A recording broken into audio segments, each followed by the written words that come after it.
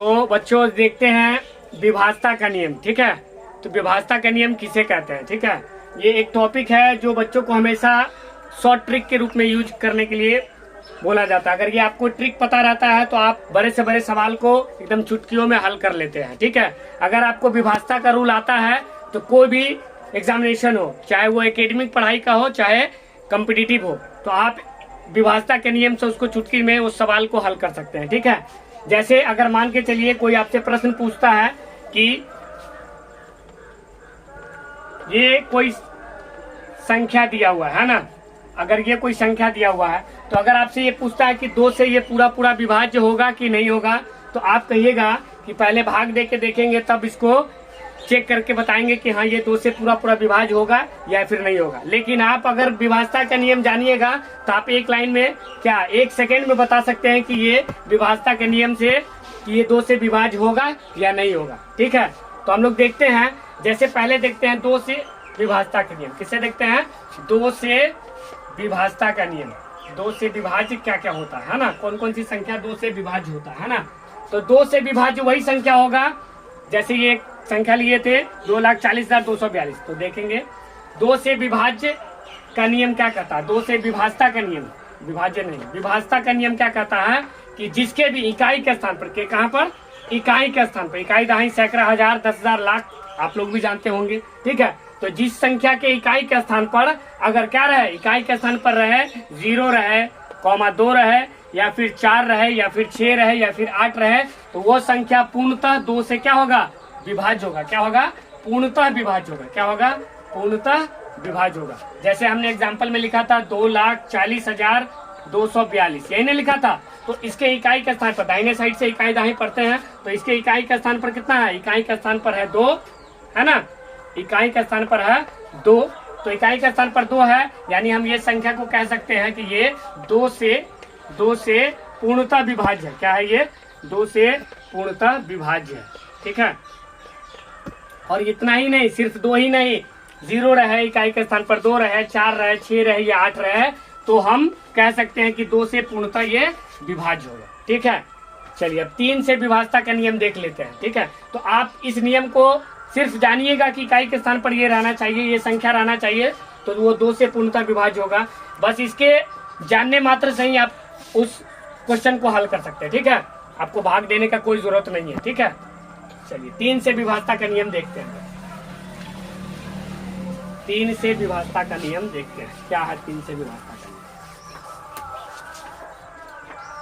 3 से विभाजता का नियम, 3 से विभाजता है ना, 3 से विभाजता किसकी संख्या में होता है। अगर मान के चलिए कोई संख्या दे रखा है 792, कितना दे रखा है 792। अगर आपसे ये पूछता है कि ये 3 से विभाज्य होगा कि नहीं होगा, अगर छोटी संख्या दे रखा है जैसे 27 दे रखा, तो आपको पता है कि 3 9 27, ये तो 3 से विभाज्य हो जाएगा, आप बता दीजिएगा। लेकिन अगर आपसे कोई क्वेश्चन में कर दिया कि 792 कोई संख्या है, इसको बताइए कि ये 3 से विभाज्य होगा कि नहीं होगा, तो आपको निकालने के लिए क्या देखना पड़ेगा, कैसे हम बताएंगे कि ये 3 से पूर्णतः विभाज्य है कि नहीं है। तो हम जितने भी संख्या इसमें है ना, तो सभी संख्याओं को जोड़ेंगे, 7 जोड़ 9 जोड़ 2। ठीक है, तो हम क्या पाते हैं कि 7 और 9, 9 7 16, 16 2 18, तो इसको जोड़ने पर 792 को जोड़ने पर आता है 18, जो 3 का क्या है, 3 का गुणज है। क्या है? 3 का गुणज है। इसका मतलब है 3 का क्या है, ये गुणज है ना, 3 का मल्टीपल है। तो जब ये 3 का मल्टीपल आ रहा है, यानी 3 से ये पूर्णतः 18 भाग लग जाएगा 3 से, तो हम समझ सकते हैं कि 792 भी 3 से क्या लगेगा, पूर्णतः विभाज्य हो जाएगा। क्या हो जाएगा?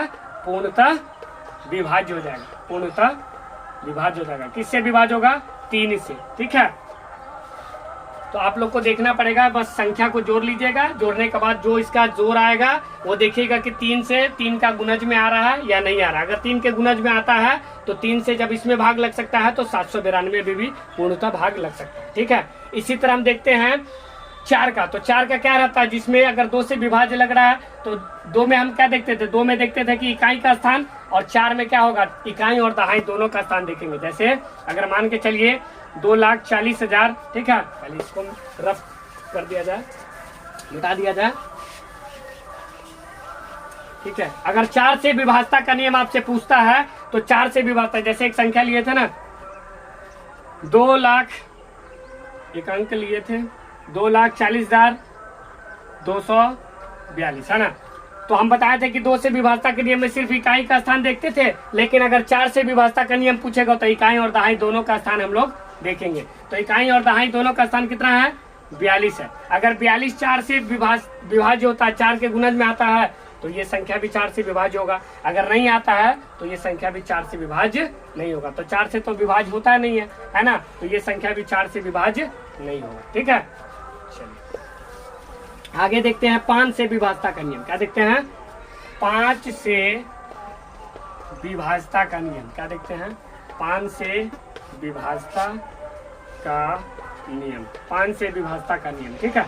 तो 5 से विभाजता के नियम में क्या कहते हैं कि जिसके भी इकाई के स्थान पर, किसके स्थान पर? जिस भी अंक के, ठीक है, संख्या नहीं, जिस भी अंक के इकाई के स्थान पर क्या रहे? 0 रहे या फिर 5 रहे, वो संख्या 5 से पूर्णतः विभाज्य होगी। वो संख्या 5 से पूर्णतः विभाज्य होगी। जैसे अगर मान के चलिए, अगर यहाँ पर दिया हुआ है 20, क्या दिया हुआ है? 20, तो 20 दिया हुआ है, तो इसका मतलब इसके इकाई के स्थान पर, इसके इकाई के स्थान पर क्या है? 0 है। क्या है इसके इकाई के स्थान पर? 0 है ना।